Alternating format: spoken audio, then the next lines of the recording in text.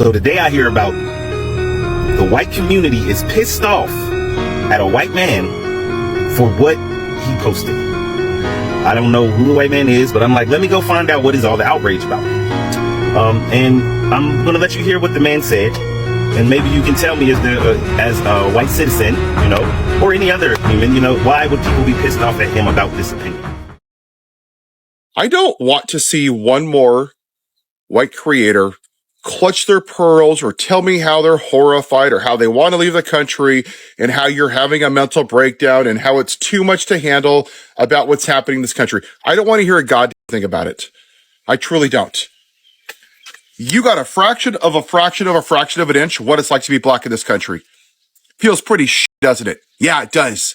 Do you know why we're here? It's because our demographic, primarily white men who this land was designed to benefit, didn't stand up with people of color, with our black brothers and sisters, with the Native Americans, with minorities, because it didn't affect them.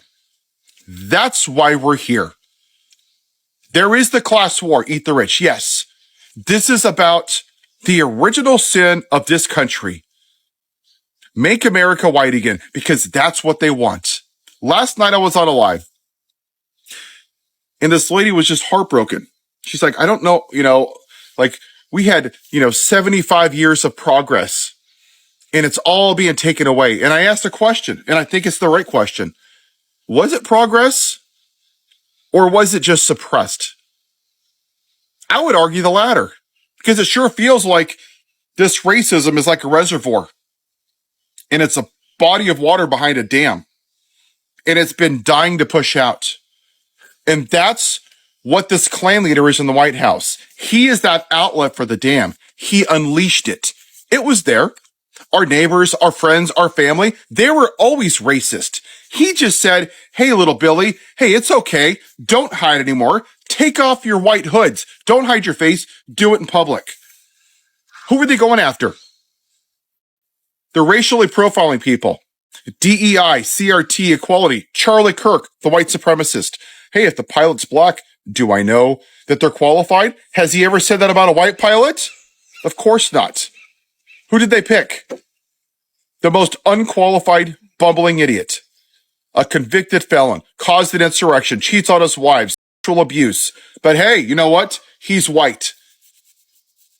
So when you see a lot of these evangelicals, because I see a lot of them in my family, middle-aged white, praise Jesus, praise Jesus. Yeah, you think Jesus wants a man like this?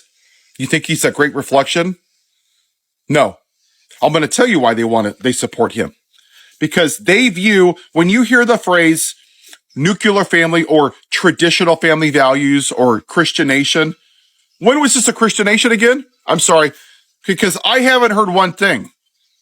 It was founded by founding fathers that owned slaves. They owned goddamn black people like cattle. Yeah, praise Jesus, right? Black people were worth 3/5 of a person. Praise Jesus. Only 21-year-old white men had rights in this country. Praise Jesus. Such a Christian nation. Every atrocity in this country and across the world has been done by a person with religion who has weaponized religion to push the white supremacy. That's it. Look at the Catholic Church. How many young men have been affected? And none of you Catholics stood up. You still go to church and give your tithes while they pay out billions of dollars in civil lawsuits because it didn't affect you, so you don't give a damn. Look at the Baptist Church. Decades they covered up the mistreatment of women. It's gross. And you still went to church and praise Jesus. Look at all the pastors right now that are being arrested for doing inappropriate things with people underage. Praise Jesus, right? But then you hear Bishop Boudet. Kindness, compassion, empathy. Nope, we don't want that. That's right, because you want to make America white again. You want Leave It to Beaver. You want a white kid in a white ice cream shop sitting next to a white cop being served by a white ice cream server. That's what you want. And for all of you middle-aged white people, you are scared to hell that that's going away. And when you hear Fox News, they have posted 244 pieces about trans people since February. Nothing about gun violence. Nothing about universal health care. Nothing about giving people a living wage. actual policies that would make people's lives better, because it questions their version of the traditional family. And when you hear that, let me be very clear what traditional family values means. It means white America. That's what it means. They want to put the 10 Commandments in Texas. They want to put Bibles in Tennessee. I'm a person of faith, and I have no right, zero, to push my religion or my faith on you. That's what free will is.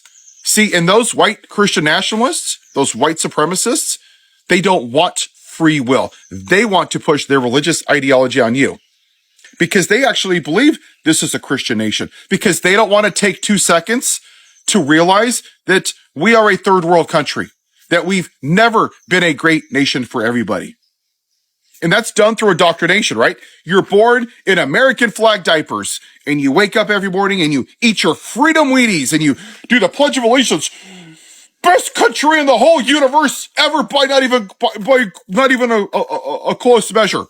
Then you feed your pet bald eagle and you go to work and you polish the Constitution and you have 800 trillion American flags. America, America, yeehaw, America first. But see, you don't give a damn about the people that the flag represents. You just care that your version of what America was lied to you, that you went the Truman Show, because that's what this is. You were told it was great, and it's not. Right now, the way that we're acting, we're a shithole country. And a lot of people that are white don't want to hear that. Why don't you go ask black people if they think it was great? Why don't you go ask some Native Americans if it was great for them? Because this was their land. Why don't you go ask the Hawaiians when it was great for them? Because we stole their land. We took the land from Mexico. Hell, we took black people from Africa because us white people were too goddamn lazy to do the jobs ourselves. And for all of you people demonizing immigrants, I don't see your lazy asses out in the field doing the jobs. Why is that? Because you just didn't want non-white people here.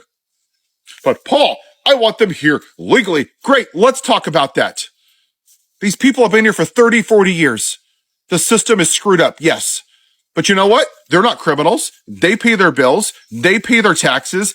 They have a house. They own businesses. But you voted for a white man who's a convicted felon, who caused an insurrection, who makes fun of disabled people, who's so pitiful that he cheats on his wives, all 3 of them, 25 women. He's assaulted. The guy wears orange makeup and diapers. And that's your guy, because he represents one thing: make America white again. And for a lot of you men, it's the toxic masculinity, right? You just can't admit that you've been lied to your whole life, that America has never been great for everybody. Sure, take out the bad parts. Take out Jim Crow and slavery and the unaliving of Native Americans and segregation and Black Wall Street. Sure, just take out the bad parts and just take the fraction where it's benefited white people. If we don't address this, and if people like me don't speak up like this, whether we like it or not, this is our mess. We created this. Think of it this way, and I'll leave you with this thought. I build a house, okay? This house is brand new. A black family moves into it, okay? Great. It's wonderful. It starts to get cracks in the walls and the ceilings, and it sags. They come in, they look at it, and they find out that the foundation is broken, okay? That it wasn't poured correctly. It wasn't meant to hold the weight of that house. It was designed poorly. Is it up to the homeowner to fix that house? No. It's up to the person that built the house. Us, white men, the only demographic that has never been oppressed, the demographic that it was designed to support. Whether I like it or not, I have privilege. I don't want it, but I have it. So we have 2 options, people. We can hide behind it and clutch our pearls and bitch and whine and say, oh my gosh, it's so bad. Or we can use it to stand up and do the right thing and to tear down the patriarchy. Because white supremacy, right now, the one good thing that came out of Harris losing was that now we're forced to address the ugliness and the darkness in this country, which is white supremacy. Which path are you going to choose? How is history going to remember you?